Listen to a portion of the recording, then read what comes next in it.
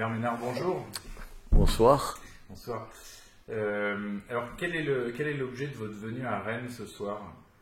C'est la présentation de ce petit livre, vous savez, que je viens d'écrire, l'abécédaire de la France qui ne veut pas mourir, et qui est une espèce de recueil sous forme donc d'un abécédaire des leçons que j'essaie de tirer de 3 ans de gestion d'une ville comme Béziers.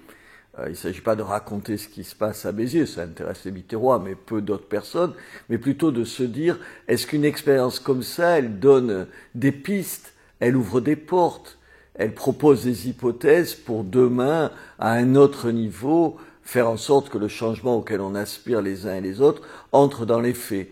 Voilà, mes ennemis accusent Béziers d'être un laboratoire. Alors, je l'ai repris au mot oui, on va être on est, et on sera, et on continuera à être un laboratoire de cette France, justement, qui ne veut pas mourir et qui entend le faire savoir et se battre.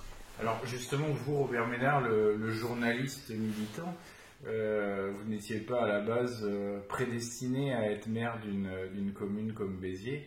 Quel bilan vous tirez après 3 années on a senti que vous étiez un des maires les plus actifs, notamment en termes de buzz, mais aussi en termes de concret. Donc, comment vous avez réussi à allier ça et quel bilan vous tirez de ces 3 années? On essaie de marcher sur 2 pieds. Vous ne pouvez pas, quoi que vous essayez de dire, vous faire entendre si vous ne commencez pas par répondre aux besoins des gens. Les gens dans ma ville, ils ont besoin de quoi? Ils avaient besoin de quoi? Une ville sinistrée, la 4e ville la plus pauvre de France. Une ville où le changement de population saute aux yeux, si j'ose dire. Ils avaient donc besoin de se réapproprier leur ville, d'en être à nouveau fiers. C'est une belle ville, c'est une très belle ville, Béziers, parce qu'elle a été très très riche, mais elle a périclité depuis quelques décennies maintenant. Et donc, pour rendre cette fierté aux Biterrois, il fallait faire quoi? D'abord, il fallait la rendre sur la ville, qu'on puisse sans problème se promener à n'importe quelle heure dans la ville. Ça va vous paraître basique, mais ça l'était plus. Une ville propre. On aime une ville quand elle n'est pas jonchée d'ordures, et on respecte une ville quand elle est propre. Ensuite, une ville dont on soit fier, dont toute l'action culturelle de la ville a consisté à dire, voilà, vous avez raison d'être fier de ce que vous êtes. Vous avez raison d'être fier de ce que vous pensez. Vous avez raison d'être fier de votre histoire. Donc, on a multiplié les initiatives dans ce sens. Une ville qui ose dire aussi qu'elle est de tradition chrétienne. Vous savez, dimanche dernier, il y a plus de 2000 personnes qui sont allées voir cette crèche qui est dans l'hôtel de ville. Elle n'est pas à l'extérieur, mais elle est dans l'hôtel de ville. On a encore gagné un procès, d'ailleurs, de nouveau contre la Ligue des droits de l'homme la semaine prochaine. C'est toujours dans ce même état d'esprit, les feux de la Saint-Jean, c'est la messe en entrée de la feria. Donc ça, c'était la 3e chose, la propreté, la sécurité, la fierté de ses racines, et un certain nombre de paroles fortes. Mais c'est parce que vous réglez les problèmes des gens au quotidien que les gens écoutent ce que vous dites. Quand on explique, par exemple, qu'aujourd'hui on ne veut plus de migrants à Béziers, ou ce que je viens de vous dire, on est de tradition chrétienne et on est fier de l'être, on peut le dire parce qu'en même temps, on offre aux Biterrois des réponses concrètes à leurs problèmes concrets. Il y a à Béziers la seule grande mutuelle municipale. Il y a plus de 5000 personnes qui y sont. Les musées sont gratuits. Le gaz est le moins cher de France puisqu'on a négocié pour l'ensemble des Biterrois. Voilà, on fait un certain nombre de choses. C'est-à-dire, vous avez compris donc les 2 choses. On peut parler fort, le buzz dont vous parlez, qui nous vaut d'ailleurs des attaques régulières de la grande presse, comme on dit. Il faudra enlever le mot grande parce que la presse subventionnée, ce sera plus exact que grande presse. Donc on a ces attaques-là, mais on ne les craint pas parce que les Biterrois nous soutiennent. Il y a 2 ans, les Galeries Lafayette devaient fermer leur magasin à Béziers, comme dans 2 autres villes, dont Lille. 2 ans plus tard, ils ont fermé dans les 2 villes, dont Lille, mais ils n'ont pas fermé, ils ont même refait leur magasin à Béziers, parce qu'on a racheté les murs, parce qu'on a fait une campagne d'enfer contre la direction des Galeries Lafayette, en leur disant « on va vous pourrir la vie si vous nous pourrissez la nôtre ». On s'est mis autour d'une table de négociation et on a trouvé un moyen de s'entendre.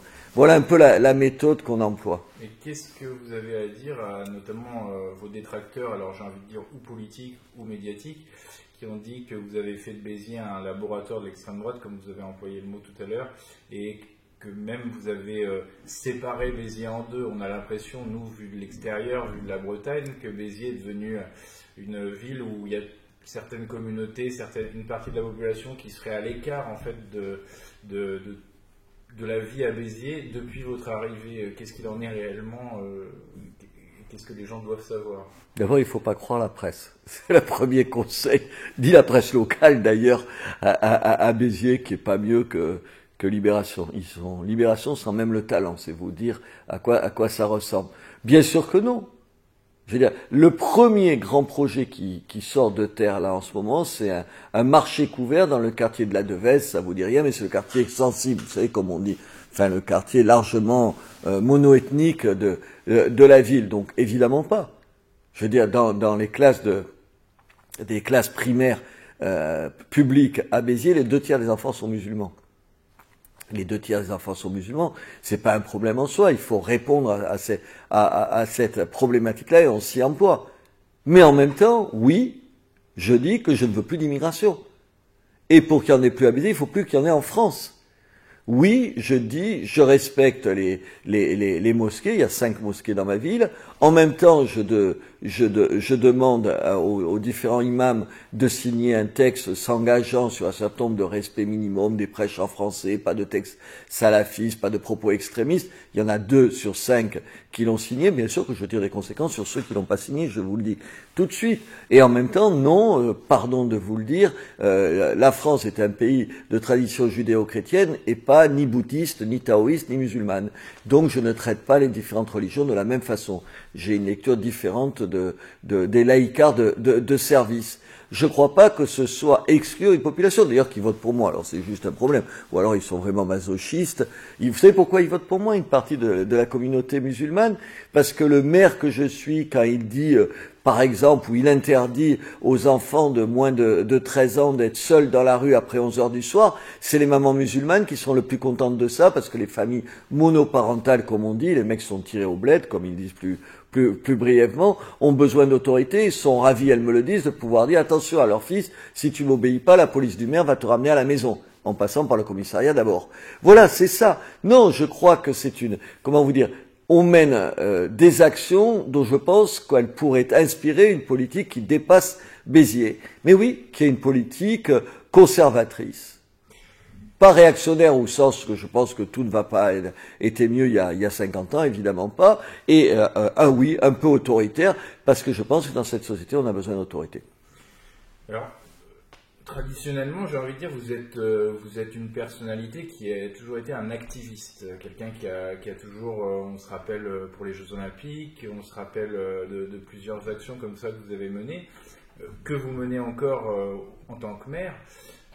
Votre rapprochement avec le Front National qui s'est fait donc il y a quelques années, est-ce que vous ne trouvez pas aujourd'hui qu'il y a une forme de rigidité au sein du Front National qui empêche d'autres coups d'éclat ailleurs en France? Je pense à d'autres mairies, je pense y compris à la hiérarchie du Front National, et qui empêche peut-être, en gros, s'il y avait 10 ou 15 Robert Ménard en France, il y aurait peut-être un peu plus de coups d'éclat nationaux.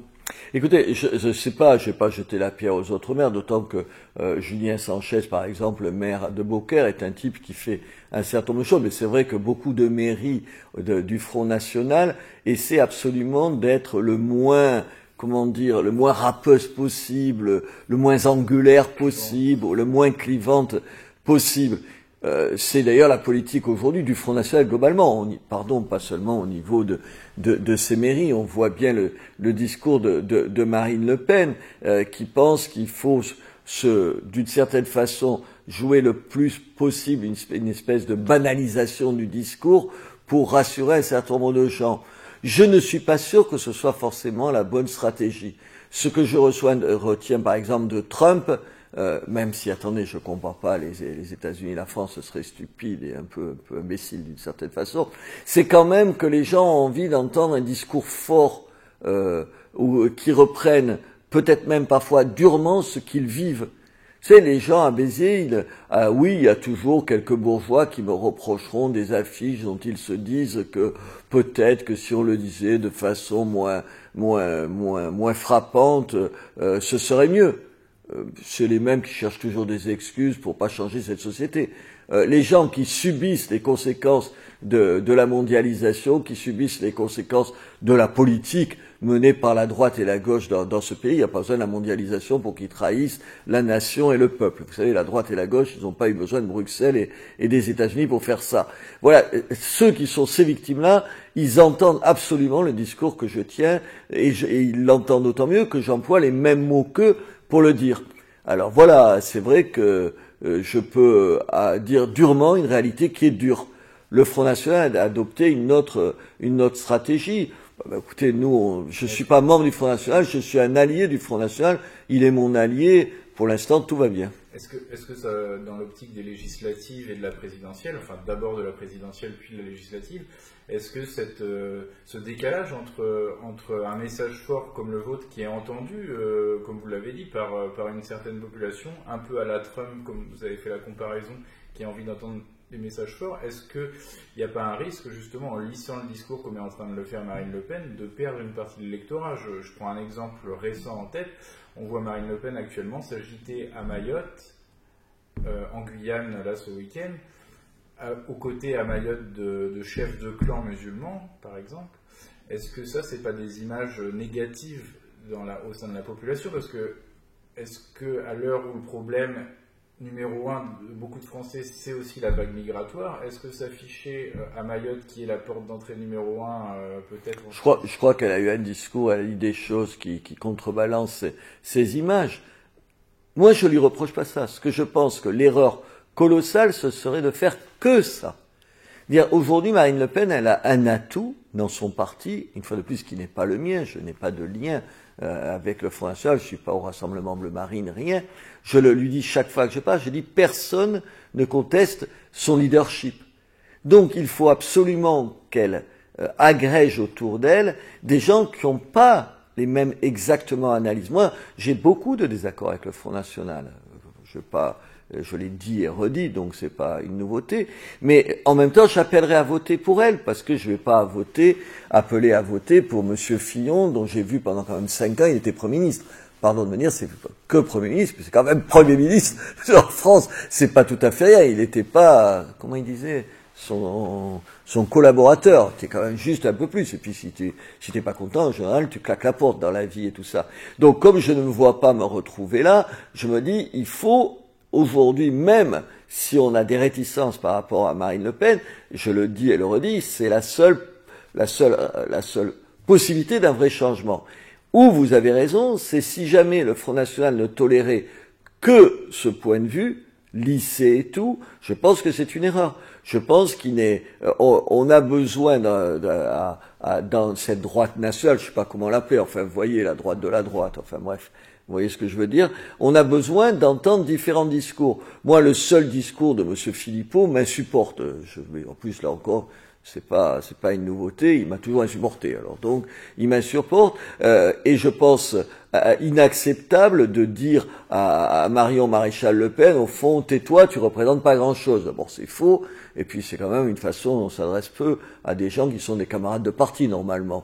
Mais en même temps, je pense qu'il ne faudrait pas qui est que le discours de Marion, dont je suis évidemment infiniment plus proche, vous en doutez, qu'on entende là, parce qu'il y a des gens qui se retrouvent pas dans ce discours-là. Voilà, ce que je pense, c'est qu'il faut être capable de fédérer. Est-ce que Marine Le Pen est capable de se dégager du Front National d'une certaine façon pour fédérer au-delà du Front National et à l'intérieur du Front National les différentes sensibilités? Attendez, si elle fait pas ça, elle gagnera pas les élections. Le Front National aujourd'hui ne peut pas gagner seul les élections. Donc il faut qu'il agrège d'autres gens, y compris des gens comme moi, et des gens avec qui je me sens bien, vous savez, de cette droite hors les murs qui est entre le Front National justement et les Républicains.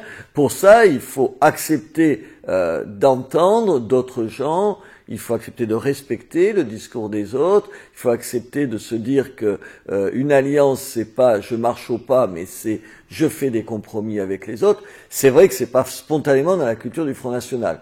Je fais confiance à Marine Le Pen pour changer là-dessus.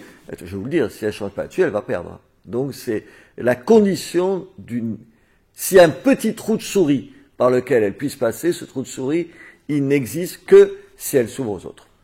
On va aller un peu au-dessus. sur le champ médiatique, sur le champ intellectuel français, on a discuté avec Rénal Sécher qui vous invite ce soir, on a l'impression qu'il y a à gauche une disparition totale des intellectuels. C'est-à-dire qu'aujourd'hui, on a des grandes personnalités comme la vôtre, comme Michel Houellebecq, comme Onfray, comme De Villiers, Zemmour, etc., etc. Et en fait, à gauche, pour répondre à argument contre argument, on a l'impression qu'il n'y a plus personne, qu'il n'y a que de l'anathème. Est-ce que c'est pas un réel problème? Est-ce que c'est pas le signe d'un malaise profond, puisque c'est pas normal, j'ai envie de dire, de ne plus avoir d'adversaires réels aujourd'hui, si ce n'est des adversaires qui vous agressent à coups d'anathème, en fait. Ah mais aujourd'hui, on le voit dans les débats à la radio, à la télévision. Moi, j'en ai fait les frais. Je suis parti d'une émission. Je veux dire, c'est l'insulte, c'est plus que l'anathème. C'est-à-dire, c'est l'accusation immédiatement. Vous seriez un descendant du Führer, antisémite, raciste. Enfin, je vous fais la grâce de toutes les accusations. Ça veut dire quoi? Ça veut dire que la bataille des idées, elle est en partie gagnée par la droite que nous incarnons. Le problème, c'est qu'il faut la traduction politique de ça. Et cette traduction politique, elle tarde à venir. En même temps, vous direz, dans l'histoire, il ne faut pas exagérer, 50, 10 ans, à l'échelle de nos vies, ça paraît beaucoup, mais à l'échelle de l'histoire, ça l'est pas. Mais en revanche, cette bataille des idées, et cette bataille qu'on a en partie gagnée, elle bute non seulement parce qu'on n'arrive pas à la traduire politiquement, mais elle bute, vous venez d'y faire allusion, elle bute face à des médias, sur des milieux culturels, qui sont d'une agressivité, d'une intolérance insupportable. Je veux dire, vous avez aujourd'hui ceux qui remplacent les intellectuels au fond dans la bataille des idées, les intellectuels de gauche un peu inexistants, c'est les médias. C'est dans une médiocrité phénoménale.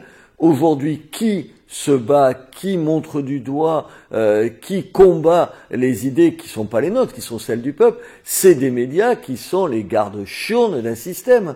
Et ils le sont à 80%, droite et gauche. Parce que sur les questions essentielles, les questions de la perception qu'on peut avoir du monde, la politique étrangère, la famille, sur l'école, autant de questions où bon nombre de médias de droite ressemblent étrangement aux médias de gauche. C'est comme s'il fallait montrer patte blanche et s'excuser de ce qu'on est. Voilà, alors ça a changé au niveau intellectuel. Au niveau des intellectuels, ça n'a pas changé ni dans le champ médiatique, ni dans le champ politique, ni dans le champ culturel. C'est la bataille qu'il faut qu'on gagne. Alors, pour rebondir là-dessus, là, ce soir, donc, on se trouve dans un petit domaine en banlieue de Rennes, parce que justement, on a été obligé de déplacer la conférence suite à des menaces émanant des milieux antifascistes qui menaçaient de tout casser, ce qui est le lot quasi mensuel ou bimensuel de Rennes. Est-ce que vous trouvez ça normal que le maire d'une grande commune comme la vôtre ne puisse pas tenir une réunion publique, un meeting public dans une ville comme Rennes? Et qu'est-ce que vous avez à dire à la mairie de Rennes ou à l'État qui n'a manifestement pas souhaité assurer la bonne tenue d'une réunion? C'est invraisemblable que des antifaf, je suppose que c'est ça, empêchent quoi? Un débat. On va pas jeter des cocktails Molotov, nous, ce soir. On va pas insulter les gens. On va juste essayer autour d'un petit livre de débattre entre nous et d'essayer de convaincre un certain nombre de gens de ce changement que j'appelle de mes vœux. Que la police municipale ou la police nationale n'assure pas la sécurité d'un lieu comme ça, c'est problématique. Alors en même temps, je fais attention à ce que je dis parce que tout à l'heure, j'ai appris que les gendarmes assureraient la sécurité du lieu. En revanche, où on est là ce soir, ça veut dire qu'ils font leur job. Mais moi, je mets jamais en cause ni les gendarmes ni les policiers. Pardon, c'est pas eux qui décident. Il faut pas s'en prendre à eux. Il faut pas les montrer du doigt. C'est le pouvoir politique qui est responsable. C'est le pouvoir politique, c'est-à-dire c'est le sous-préfet ou le préfet, une sous-préfecture ou une préfecture, qui dit et qui demande au commissariat de police ou à la gendarmerie d'assurer la sécurité de tel ou tel lieu. Ça laisse rêveur. Ça dit en même temps la faiblesse de ces gens-là. Si aujourd'hui ils en sont pour faire taire un discours qui n'est pas le leur et qui supporte pas de tolérer des petits casseurs et d'une certaine façon de les laisser prospérer en les laissant faire, mon Dieu, où on en est. Raison de plus de se débarrasser de ces gens-là au mois de mai prochain. Et dernière question, Monsieur Ménard. Vous avez parlé tout à l'heure de Donald Trump. On a parlé durant les élections américaines de l'émergence de médias comme Breitbart News, par exemple, aux États-Unis, qui ont bénéficié d'un financement énorme de la part de mécènes. D'autres médias ont influencé. En Russie, on voit aussi certains médias qui se développent. En France, on a l'impression que ce qu'on appelle la réinfosphère, elle se développe et je pense qu'elle fait une forme de bon travail en termes d'idées, en termes de réinformation. Par contre, on a l'impression qu'il y a un grand manque en termes de financement, de mécènes, de potentiel économique. Comment vous expliquez ça, qu'on soit à la fois en train de gagner la bataille des idées au niveau de la réinfosphère, mais en même temps d'avoir quand même la difficulté à émerger pour être vraiment demain aux côtés ou face au même niveau économique que Libération, que Ouest France ou que d'autres? Mais, écoutez, je vais vous répondre par juste une question. Combien aujourd'hui de responsables du CAC 40, c'est-à-dire des 40 plus grosses entreprises françaises, viennent des cabinets ministériels et de l'ENA? L'immense majorité. C'est-à-dire qu'il y a peu de pays où, comme la France, où entre la haute administration et les chefs d'entreprise, c'est le même monde, le même petit monde, des rapports incestueux. C'est ça la réalité. Attendre de ces gens-là qu'ils aient le culot, l'audace de se départir d'une espèce de pseudo-neutralité en termes d'information, c'est-à-dire qu'ils s'affichent et qu'ils donnent de l'argent aux gens qui essayent de contrebalancer ces médias qui nous vendent le monde soi-disant beau, le monde tel qu'ils le rêvent et tel qu'ils nous l'imposent. Mais écoutez, ça tient d'abord à ça. Moi, j'ai envie de dire à ces gens-là, il faut juste prendre leur courage par leurs mains. Le problème, c'est que dans ces entreprises aujourd'hui, qui ont de l'argent et qui pourraient être l'équivalent des grosses entreprises américaines qui ont financé les médias autour de Trump, pardon, je vois pas beaucoup de chefs d'entreprise prêts à prendre des risques. C'est les mêmes qui passent d'une grande entreprise à un cabinet ministériel et à la tête d'un média. C'est le même petit monde et qui couche avec des journalistes et des hommes politiques. Tout ça, c'est la même chose. On a des rapports consanguins entre le monde de l'entreprise, le monde des médias et le monde politique. Et ça produit ce qu'on voit en ce moment.